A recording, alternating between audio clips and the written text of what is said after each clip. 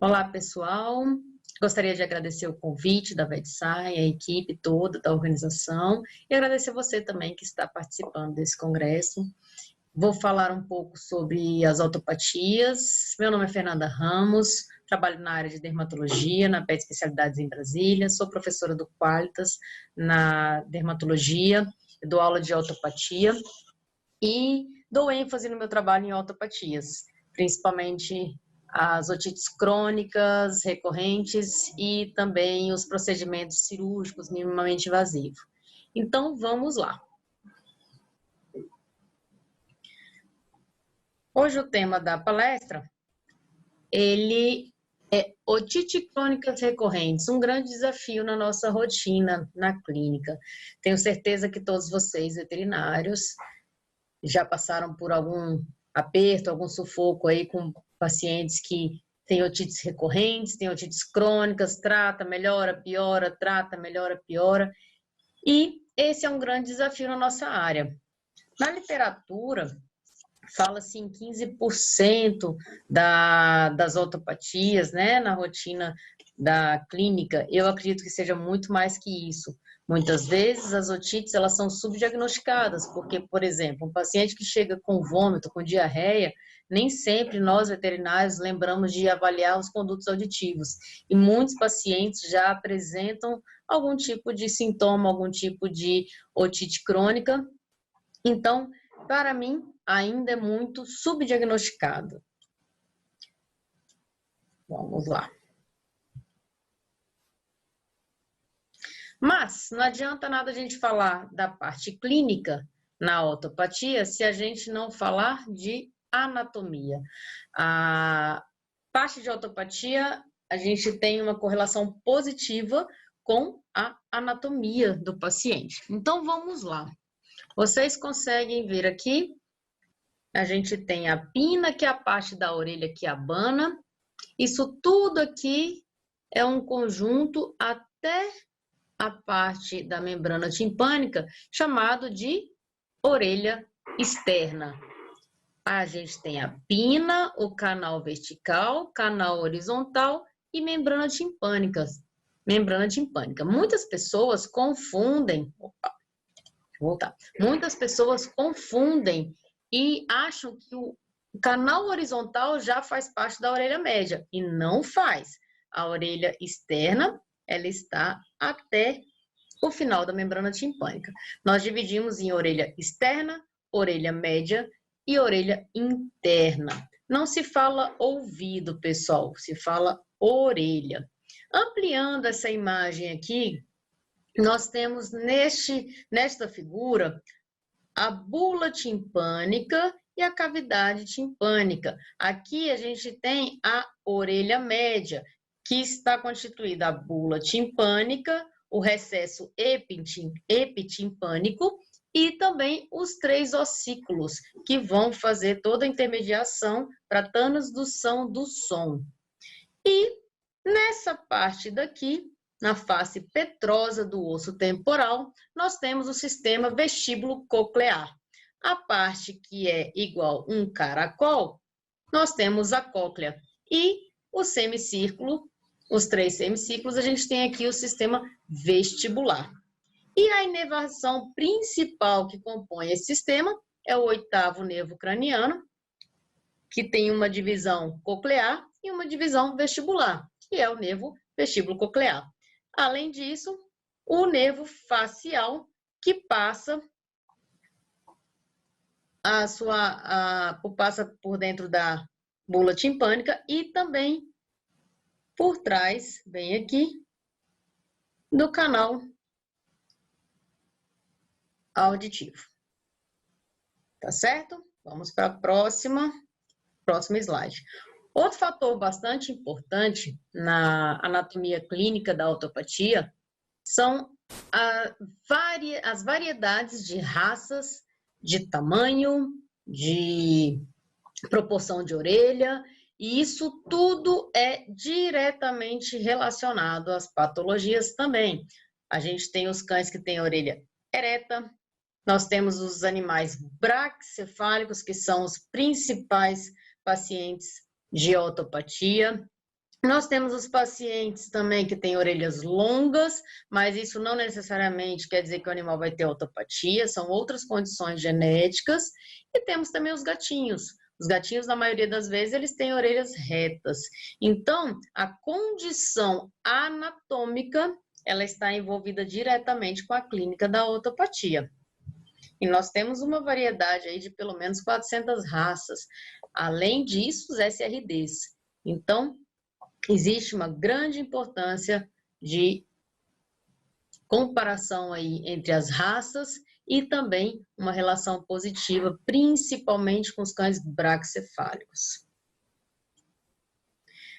Um conduto auditivo de um cão mesocefálico, né, de um cão que tem focinho, ele vai ter normalmente de 5 a 10 centímetros de tamanho, entre o canal vertical, canal horizontal, até chegar na membrana timpânica. Então, isso pode variar muito. Muito cuidado na clínica, pessoal que gosta aí de fazer limpeza com pinça, os canais menores de um pincher, de um chihuahua, um Yorkshire, pode ter a ruptura timpânica na limpeza com pinça. Hoje em dia, não coloca pinça em conduto auditivo. Isso é um fator muito importante. Não só pela ruptura da membrana timpânica, mas como também a gente vai empurrar o cerume para a via antinatural dele. Ele tem que sair. E quando a gente coloca com a pinça, a gente empurra o cerume. Bom, aqui, para vocês verem, eu fiz um vídeo com um conduto auditivo rígido. Isso aqui é o que nós veterinários temos que ver na rotina normal, no conduto normal, conduto saudável. Então, a gente tem o canal vertical, temos o canal horizontal e lá ao final, membrana timpânica. Aqui a gente tem o cerume, onde ele é produzido, que ele é produzido próximo da membrana timpânica e vai se direcionando para a parte externa. E aqui é um conduto rígido. A gente viu o esquerdo e agora o direito. Então, ó, aqui a gente pode ver até um pouquinho da membrana timpânica. Isso, um otoscópio bom tem que mostrar. É fundamental ter um otoscópio bom na clínica, principalmente com os espéculos grandes. A gente tem mania de comprar aqueles otoscópios pediátricos e aí acaba que a gente não vê absolutamente nada nos condutos auditivos. Bom, quando a gente está falando de cronicidade de otites recorrentes, nós temos que tomar cuidado, principalmente com as estenoses parciais e totais. As estenoses são o espessamento dos condutos auditivos, tanto canal vertical como canal horizontal. Quando a gente tem estenoses parciais, normalmente a gente consegue reverter com um tratamento prolongado. E as estenoses totais, na maioria das vezes, a gente tem que fazer procedimento cirúrgico. Então, vamos lá. Aqui a gente tem um exemplo de estenose parcial, que é o mais comum na clínica. A gente pega aquelas otites eczematosas, estenosantes, que são mais crônicas, principalmente em pug, bulldog francês, bulldog inglês, são aqueles pacientes alérgicos. Esse tipo de otite, na maioria das vezes, não tem um cerume, não é uma otite produtiva, é uma otite inflamatória. Então, a gente tem uma estenose parcial, o fechamento do lumen dos condutos, mas ainda assim passa algum tipo de instrumento. Com isso, a gente pode tentar o tratamento a longo prazo. E a gente pode perceber também um espessamento das pinas, com lignificação, um eritema severo, e esse paciente normalmente tem muita dor. Vamos lá para mais um vídeo. Aqui a gente pode ver um paciente, diferente daquele que a gente viu agora há pouco, isso é um paciente que tem uma estenose, ó. Olha a diferença. Olha o esforço que a gente faz para abrir esse conduto. Esse paciente está anestesiado. Sem anestesia não tem condição nenhuma de avaliar. E todas essas bolinhas brancas que parecem sagu são glândulas ceruminosas inchadas, estão ativas, estão extremamente inflamadas. Além disso, a gente vê pus na maioria das vezes, nem sempre é cerume. Então, isso aqui é um canal estenosado, é um canal severamente estenosado e que a gente só consegue manipular sob anestesia, não é nem sedação, é anestesia. Olha o esforço para abrir isso aqui. Normalmente tem pus, normalmente tem bacilos. Isso aqui é um paciente que tem uma estenose parcial severa. Vamos para o próximo.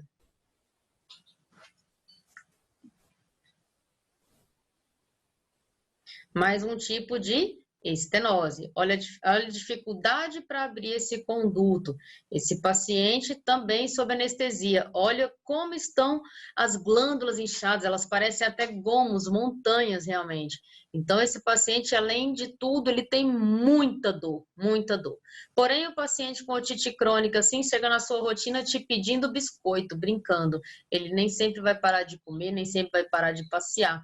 Então, essas otites, elas são subestimadas por nós veterinários, pelos proprietários. E aqui é uma estenose total.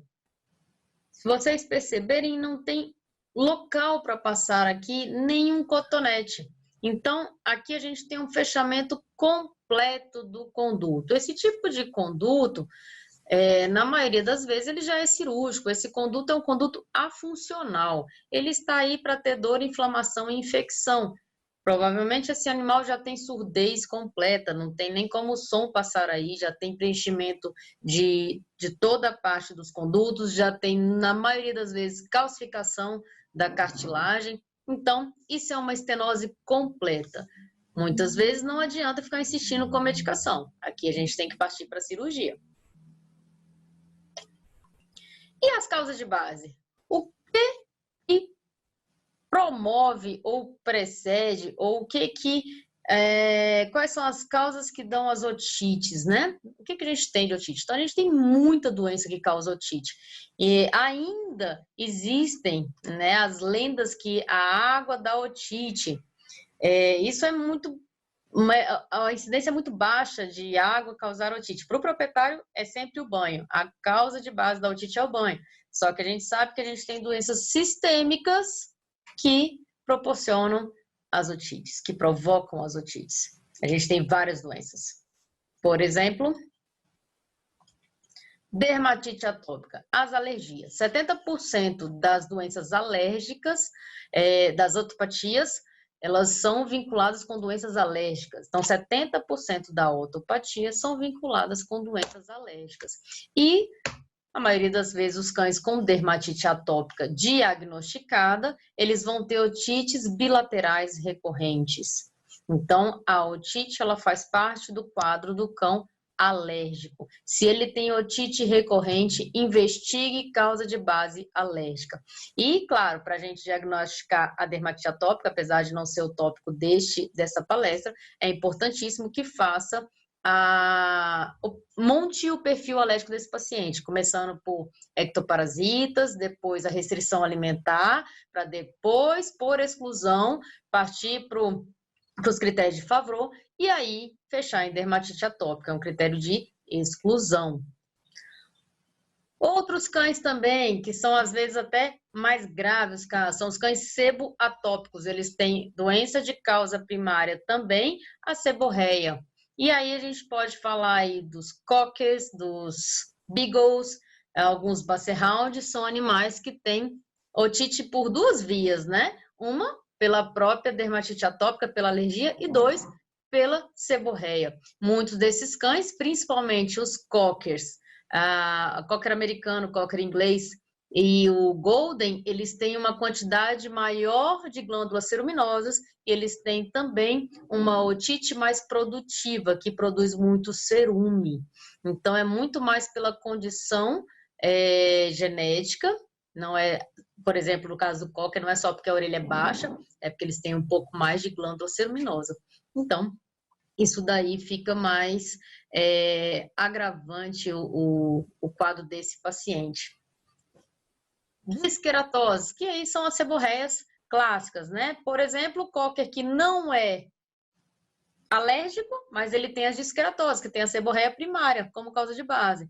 E esse paciente vai ter otite, principalmente as otites produtivas, que são as otites ceruminosas, que tem aquela produção excessiva de cerume. Hipersensibilidade alimentar também está dentro das alergias. Tem cão que tem alergia ao frango, alguma proteína de peso molecular grande, a carne de boi. Eu tive casos de pacientes de alergia à batata doce, e o único sintoma desse paciente é otite bilateral recorrente. Então, precisa obrigatoriamente avaliar a causa de base nesse paciente que tem otite bilateral crônica. Ele pode ser apenas alérgico ao frango, por exemplo, alérgico à carne de boi, por exemplo. Então, precisa fazer a restrição alimentar e todas as avaliações de exclusão de alergia. Doenças hormonais. Pacientes que têm, por exemplo, hipotiroidismo, hiperadrenocorticismo, diabetes. Esses pacientes podem ter otites crônicas. Os cães com doenças da tireoide, eles têm muita otite bilateral e nem sempre eles têm alergia. Tem paciente, inclusive, que faz síndrome vestibular sem ter ao menos uma otite externa, só por ter doenças hormonais, por exemplo, hipotiroidismo. O Golden tem bastante, o Beagle tem bastante, e eles podem já ter uma otite média e interna, uma síndrome vestibular com alterações neurológicas, como rodar em círculos, ter nistagmos, por conta do hipotiroidismo. Então, fiquem muito atentos. As pessoas ainda subestimam as doenças hormonais e não avaliam a causa de base das ortopatias. Neoformações. A gente tem tantas neoformações, os tumores internos dos condutos auditivos, que aí a gente chama até de otites perpétuas, porque aquele tumor, ele age como um corpo estranho e ele vai ficar transformando aquele epitélio, inflamação constante, então toda a parte de micro-organismo, ela vai ficar disbiótica. E essa neoformação, por exemplo, os pólipos, os adenomas, os carcinomas papilíferos, eles mantêm uma otite perpétua recorrente. Aquele proprietário que chega e fala, não tem nem remédio que melhore mais, eu não sei o que ele tem. Quando a gente vê, tem uma neoformação. Além disso, tumores de testículo também podem dar otites. Então, tem que ser avaliado todo paciente, tem que ser avaliada a clínica como todo. A anatomia, principalmente os cães braquicefálicos. Os cães braquicefálicos, a própria anatomia já é um fator predisponente para otites. Então, você tem que avisar para aquele paciente que chega com pug filhote, que chega com um bulldog francês filhote e fala assim, então, seu cão nasceu, ele vai ter otite. Ele vai ter otite. Os cães braquicefálicos, eles já têm, pelo achatamento da bula, eles já têm tendência a ter também, por conta da predisposição genética, otites crônicas bilaterais. O pug e o bulldog francês, principalmente. Eles têm muito colesteatomas, eles têm muita estenose de canal, eles têm uma bula bem mais achatada, então o espaço é menor, tem muito entupimento de tuba auditiva, e isso também dá muita otite média secretória. Então, a anatomia, ela é um fator primordial para as otites. E por que estenosa? Por que fecha o conduto com a cronicidade? Primeira coisa, falta de diagnóstico. O subdiagnóstico. Muitas vezes, nós veterinários não temos um aparelho que realmente chegue até o final para avaliar a membrana timpânica. Muitas vezes, o proprietário que não leva e subestima a otite. E também, além da falta de diagnóstico, o subtratamento. Muitas vezes esse paciente tem que ter um tratamento a longo prazo, de 3, 4 meses, 1 ano, a vida inteira. E ele é tratado por 7 a 15 dias. E aí, na verdade, esse subtratamento não está adiantando muita coisa. Dá aquela melhora inicial e logo em seguida piora. Aí o dono fala, ele voltou a ter otite. Será que ele voltou ou ele ainda tem? Então, na verdade, o subtratamento, né? Os proprietários também que fazem automedicação nos pacientes e muitas vezes a falta de controle e manutenção do paciente. Tem paciente que tem otite para a vida toda. Então, nós veterinários temos que fazer uma manutenção e deixar claro isso para o paciente, deixar claro isso para o cliente. Não tem cura. A raça, ela é predisposta, seu paciente, seu cão, ele é alérgico, seu cão tem hipotiroidismo. Então, enquanto a doença não estiver controlada, a otite não vai estar controlada. Isso precisa ser muito bem falado e eu até aconselho, façam termos de ciência para que o tutor saiba que esse paciente vai ter uma otite para a vida inteira. Além disso, os tutores subestimam a otite por conta dos pacientes mesmo. Tem paciente que tem dores crônicas e não chama a atenção do proprietário. Tem paciente que continua comendo, brincando e pulando e tem uma otite severa. E isso é subestimado pelo dono também. E, infelizmente, por nós veterinários. Fatores perpetuantes também. Quais são os fatores perpetuantes? Principalmente as neoformações, os pólipos, os adenomas, os colesteatomas, os carcinomas papilíferos. Isso aí mantém a otite perpétua. Além disso, a própria estenose, ela mantém a otite perpétua. E as raças propensas. Nós temos os braquicefálicos, que são os campeões. Temos aí os shih tzus também, que fazem parte dos braquicefálicos. E o Welsh. O Welsh é uma raça que gosta de estenosar rápido. Aquele Welsh que é muito alérgico, ele fecha o conduto muito rápido. Então, são essas raças aqui as mais comuns para estenosar. Aqui a gente tem os cães que normalmente o coque ele pode ser atópico ou seboatópico. O Welsh, que na maioria das vezes ele tem dermatite atópica. Os shih tzus, os beagles também tem bastante otite, né? Fora os braquicefálicos. Mas essas raças aqui estenosam com mais facilidade. E o que é estenose? Aqui a gente tem um conduto saudável. Vocês podem perceber que aqui é preenchido por ar. Não tem que ter nada aqui. Então, nós temos a pina, o canal vertical, o canal horizontal, membrana timpânica, pula timpânica.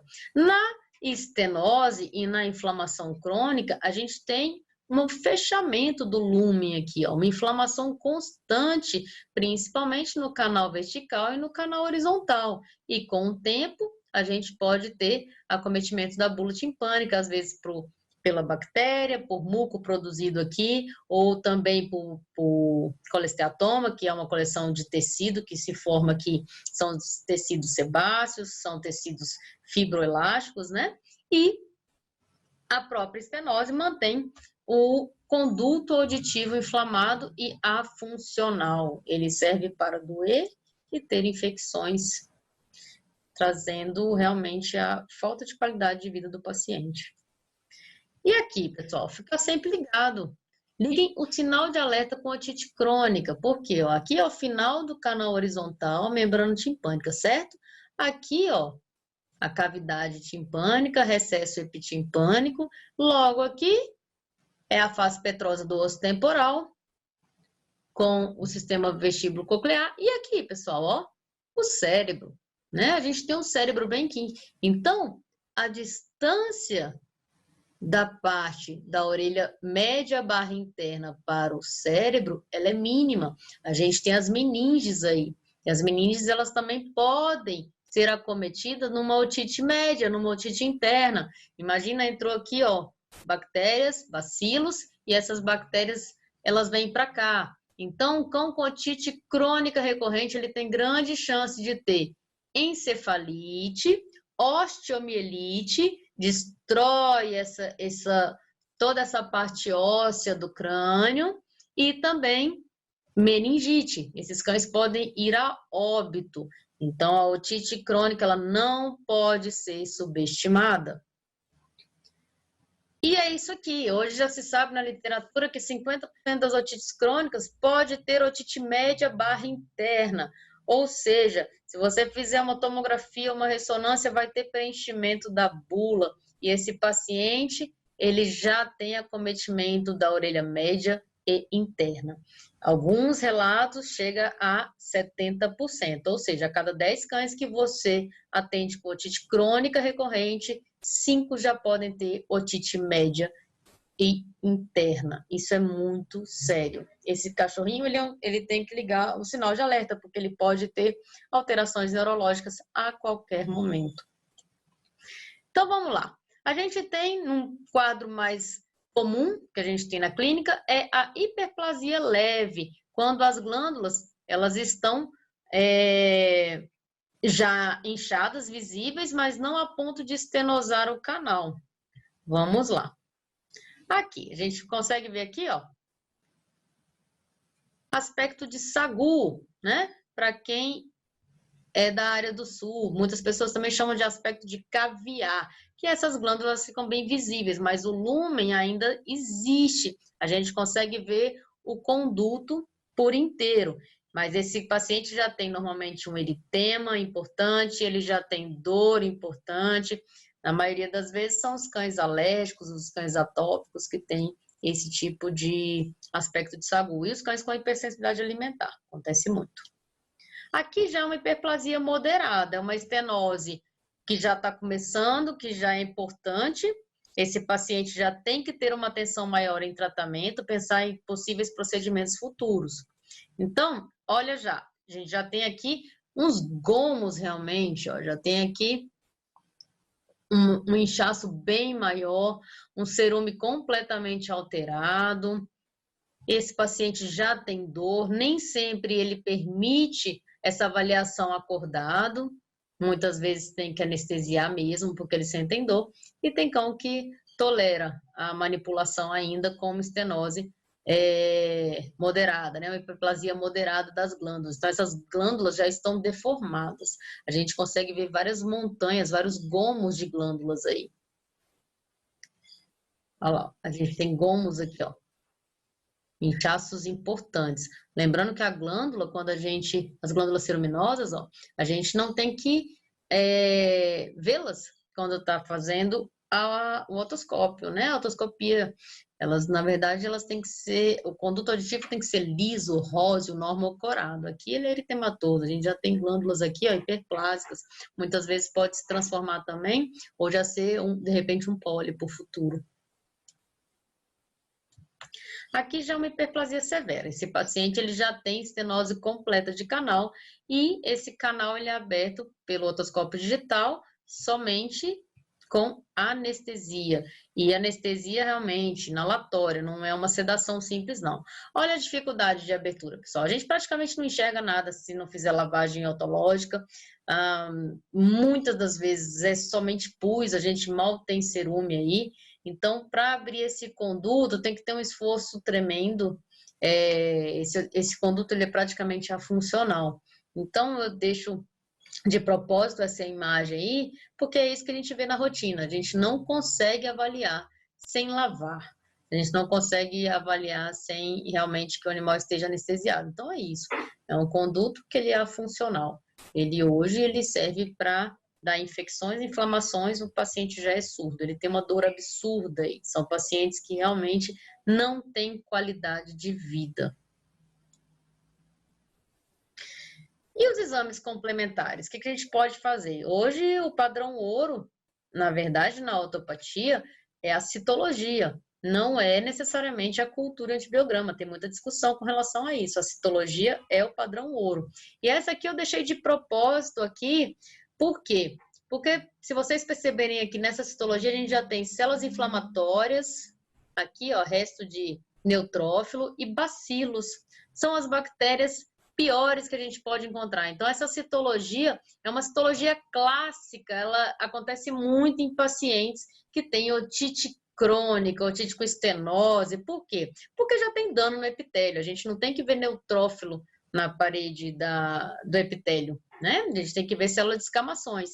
Então, está tudo aqui descontrolado, né? A gente já tem aqui, ó, inúmeras bactérias e são bacilos. Bacilos, na maioria das vezes, são as pseudomonas, os proteus, e é o pior quadro que a gente pode ter na citologia, é esse daqui, com células inflamatórias e com bactérias e bacilos.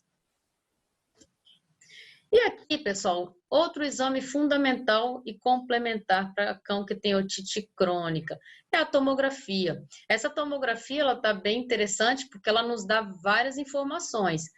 Primeira coisa, a gente tem aqui provavelmente uma estenose parcial de conduto de canal auditivo vertical, já tem uma estenose completa de canal horizontal, nós já temos lise óssea da bula timpânica. Eu não posso falar aqui que tem osteomielite, que a osteomielite a gente tem que ter certeza que tem a infecção, mas a lise óssea já aconteceu, porque a membrana timpânica, a bula timpânica, ela já foi rompida aqui, ó. A gente tem lise óssea, tá? E outra informação importante é isso daqui, essa parte branca daqui, isso aqui é um indício de calcificação de conduto. Lembrando que o conduto é uma cartilagem não deve calcificar. Se ela calcificou, ela não vai voltar a ser cartilagem. Então, o paciente que já tem uma calcificação de conduto já seria uma ablação, já seria uma cirurgia para retirar realmente esse conduto e tirar toda essa massa que tem aqui preenchendo a bula timpânica. Isso é um fator fundamental. Quem vai mexer com ortopatia tem que ter um bom neurocirurgião ao lado para fazer essas cirurgias aí complementares. Então, se fosse para escolher hoje, esse paciente, com certeza eu faria este lado primeiro, porque é mais grave, já tem uma calcificação de canal, e posteriormente o outro lado, podendo ou não tentar um tratamento, a depender do quadro clínico do paciente. Outro exame fundamental e bem importante também, na verdade complementar, é a videofibrotoscopia ou videootoscopia com fibra ótica ou otoendoscopia ou endoscopia ótica, tanto faz, todos os nomes eles são usados, né? E a vantagem da endoscopia é que ela serve tanto para diagnóstico como também para mini procedimentos nos condutos auditivos, então são cirurgias minimamente invasivas, a gente pode usar principalmente pacientes que têm suspeita de otite média secretória, pacientes com corpo estranho, pacientes que apresentam pequenos pólipos, pequenas massas que a gente pode coletar e cauterizar.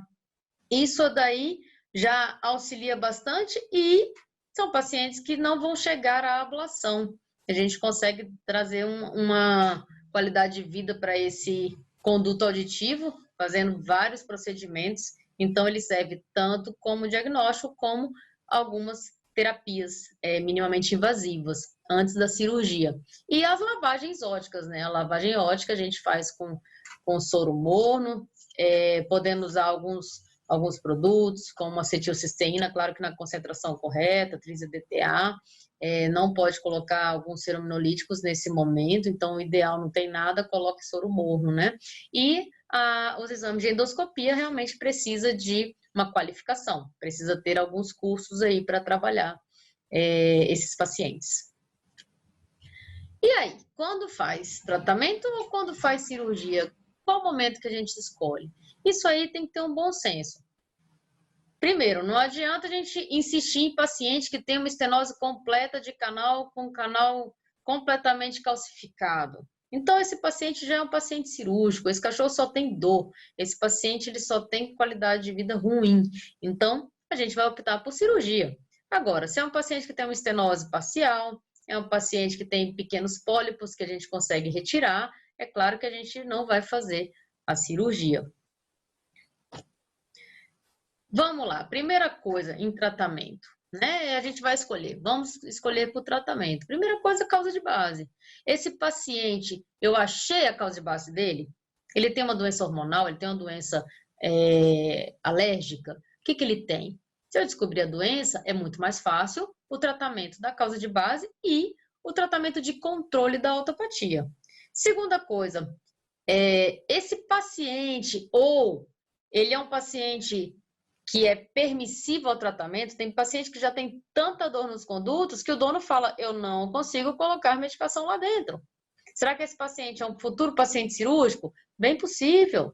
Faz uma cirurgia só, daqui a pouco esse paciente não tem mais dor. Não adianta a gente insistir num paciente que a gente não consegue mais encostar nele. Aí a adesão do tratamento também, quanto ao proprietário. Esse proprietário ele vai tratar todos os dias, ele vai tratar por 1 ano, ele vai tratar por 6 meses. Se não for tratar por isso, é um paciente com estenose parcial, total, também faça a opção por cirurgia. Isso é muito melhor para o paciente. Essa baixa de resposta ao tratamento, né? Tem paciente que acha que o paciente vai ficar, o cliente, o cachorro, que ele vai tratar por 15 dias e vai melhorar. E ele não vai aceitar um tratamento de 6 meses, 1 ano, ou para sempre. Então, converse com o proprietário. De repente, esse paciente é um paciente cirúrgico. Fatores raciais. Tem raça que vai ter problema se o paciente não for tratado de forma correta. Então, provavelmente, ele vai chegar na cirurgia também. E as neoformações? Neoformações, a gente tem, em pequenas proporções, a gente começa com as endoscopias, com as otendoscopias, e, num segundo momento, com as cirurgias mesmo. Não adianta ficar colocando remédio de neoformação. Obrigatoriamente tem que fazer histopatológico. Isso aí a gente já nem discute. Tratamentos conservadores. E aí, quando a gente vai optar por tratamentos conservadores? É claro que descartando os tratamentos cirúrgicos, né? As otites perpétuas por neoformação, as otites estenosantes graves, as calcificações de conduto. Então, a gente vai fazer uma terapia conservadora. Primeira coisa, esse paciente ele tem otite média barra interna associada? Esse paciente só tem otite externa? Isso é muito importante. Como que eu vou saber que ele tem otite média associada? Nem sempre os cães que têm otite média vão ter alteração neurológica. Então, um exame que ajuda muito é a tomografia e a ressonância magnética. Ajudam demais. A gente consegue triar esse paciente para um protocolo ideal.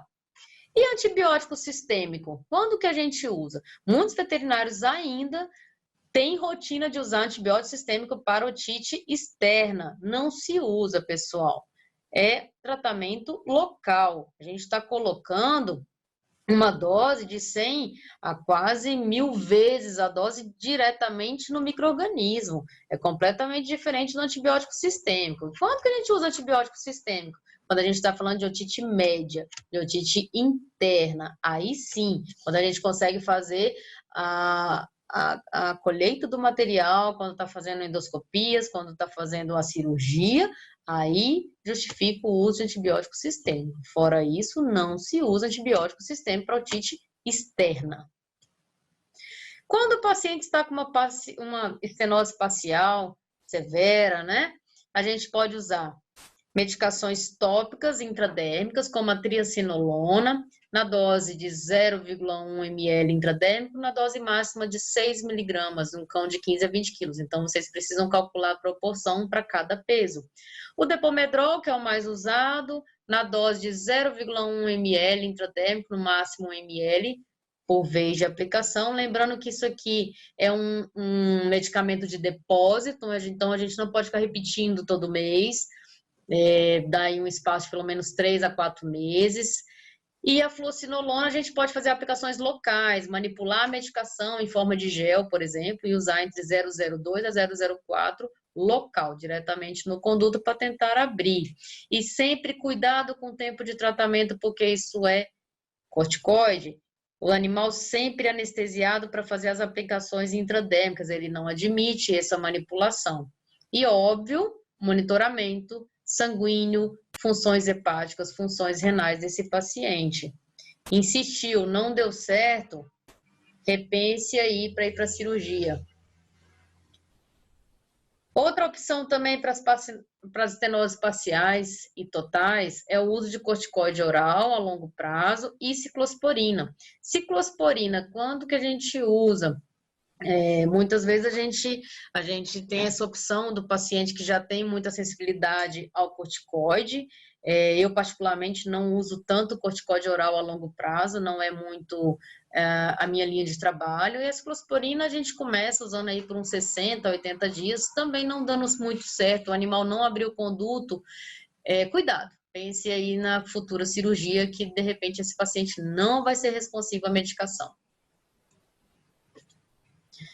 Aqui, para ilustrar para vocês, um conduto auditivo rígido, saudável, normal. Então, quando vocês fizerem uma tomografia, é isso aqui que vocês têm que encontrar. Vamos lá, aqui, ó, apina, canal vertical, canal horizontal, membrana timpânica, bula timpânica.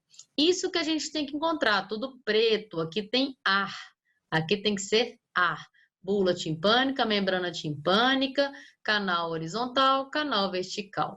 Isso aqui é um paciente rígido. Aqui, face petrosa do osso temporal e aqui o cérebro, tá? Então, isso aqui para fixar na cabeça de vocês uma tomografia saudável. E aí, pessoal? Tratamento ou cirurgia? Eu, particularmente, faria cirurgia. Esse canal já tem calcificação de conduto, já tem lise óssea, preenchimento de bula, preenchimento aqui, ó, uma estenose ou alguma neoformação, não sabemos, nesse canal, principalmente horizontal. Mesma coisa do outro lado, esse paciente ele tem otite crônica bilateral, e isso é uma otite que pouco provável a medicação sozinha dê certo, praticamente impossível, já temos vários problemas mais sérios aqui envolvidos, né? Que é a lise óssea, que é a calcificação de canal. Então, neste caso, a cirurgia é a melhor opção. Aqui um outro caso, ó, um cão que tem um problema quase unilateral. Na verdade, ele tem um preenchimento mínimo aqui na bula timpânica. Então, esse paciente, o que eu poderia fazer? Numa endoscopia ótica, faz a meringotomia, a perfuração da membrana, faz a lavagem ótica por aqui. E este caso que tem preenchimento completo com calcificação, com preenchimento de bula, aqui do conduto, aí eu faço a ablação. Aqui a gente tem que fazer a cirurgia. E a cirurgia de ablação, pessoal, ela tem que ter a osteotomia ventral da bula timpânica. Essa é a técnica mais indicativa. Olha esse outro aqui. Esse paciente ele tem uma neoformação, né? A gente já pega aqui até quase uma deformidade da face. E olha o tempo, imagina o tanto que esse paciente sofre. E o outro conduto, perfeito, normal. Então, esse paciente, ó, aqui tudo normal, e esse paciente com certeza é cirúrgico, sem discussão. Caso cirúrgico.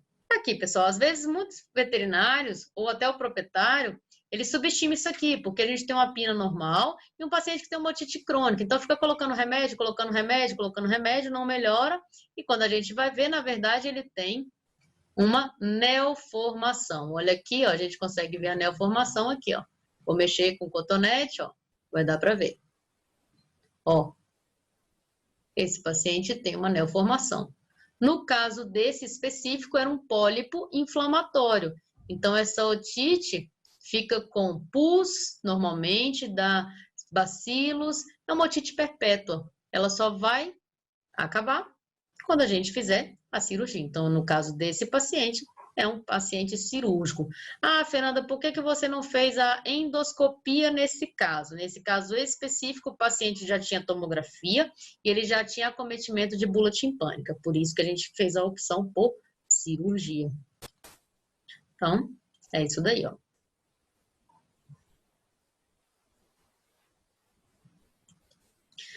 Alguns casos clínicos para exemplificar o que a gente conversou aqui hoje.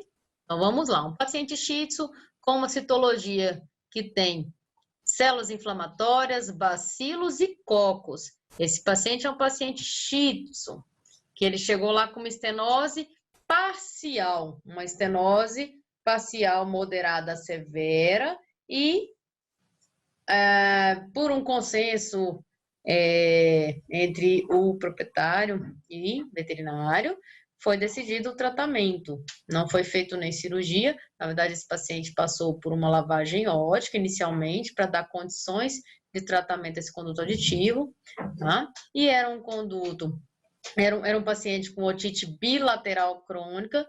Esse é o outro conduto dele.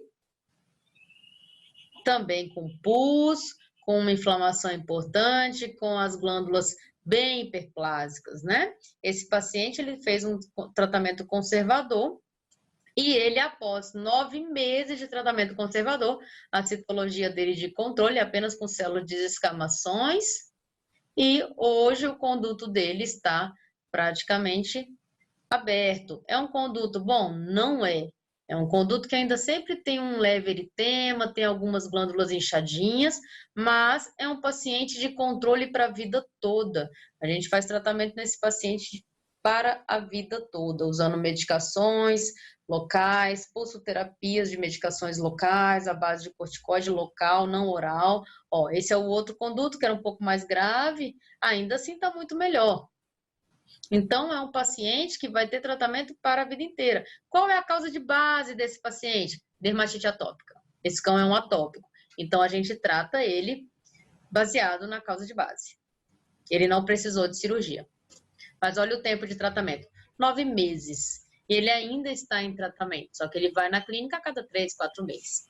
Esse também foi um tratamento conservador de um paciente que ele tinha uma estenose severa, com liquenificação, praticamente não entrava nada nesse conduto, porém era um paciente que tinha bradicardia, e ele não podia sofrer anestesia. Então, a gente optou por tratamento conservador a longo prazo. Esse paciente, ele tinha pseudomonas, bacilos, né? E ele tinha também malacésias. A gente fez o tratamento a longo prazo, não precisamos de medicação oral, foi basicamente tópico, só que ele fez no mínimo 4 meses, e aí conseguimos abrir o conduto, e esse paciente hoje faz pulsoterapia com clotrimazol, solução otológica constante, e está super bem. Aqui, outro caso conservador, paciente atópica, Shih Tzu, com liquenificação, com eritema severo, descamação. A gente tinha esse quadro aqui, era um quadro que esse paciente apresentava malacésia constante nos condutos auditivos. Mesma coisa, achamos a causa de base, achamos o perfil alérgico dela, é uma paciente atópica, controlamos a atopia, e aí, conduto aberto, conduto controlado. Paramos de tratar? Não paramos de tratar. Esse tratamento conservador é para a vida toda, ok? Paciente PUG, antes do tratamento, a gente tem aqui uma estenose parcial, eritema bem importante, já temos aqui uma lignificação também importante, é um paciente PUG que ele tinha hipersensibilidade alimentar, esse paciente tinha alergia a carne e frango. E aí, aqui é o vídeo dessa paciente antes do tratamento. Olha como era este conduto, bem estenosadinho, a gente conseguiu controlar bem depois, a gente consegue ver aqui, ó, uma hiperplasia importante das glândulas ceruminosas, já tinha presença de pus, era um ouvidinho que já tinha um problema bem agravado, né? Um PUG, então pela raça já é problema, e além disso tinha hipersensibilidade alimentar.